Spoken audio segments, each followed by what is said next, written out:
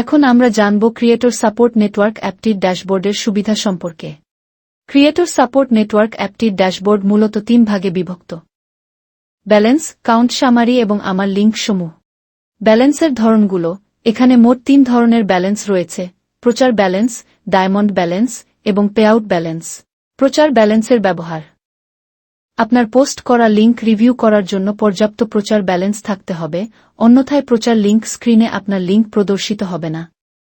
উল্লেখ্য, প্রতিটি সফল রিভিউর জন্য আপনার প্রচার ব্যালেন্স থেকে 1 পয়েন্ট কাটা হবে। লক্ষণীয়: প্রচার ব্যালেন্স আপনি 2 ভাবে অর্জন করতে পারবেন: অন্যের পোস্ট রিভিউ করে অথবা একটি বিজ্ঞাপন দেখে।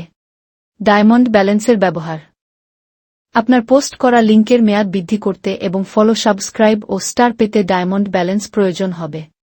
লক্ষণীয়: ডায়মন্ড ব্যালেন্স আপনি 2 ভাবে অর্জন করতে পারবেন: বিজ্ঞাপন দেখে এবং ক্রয় করে।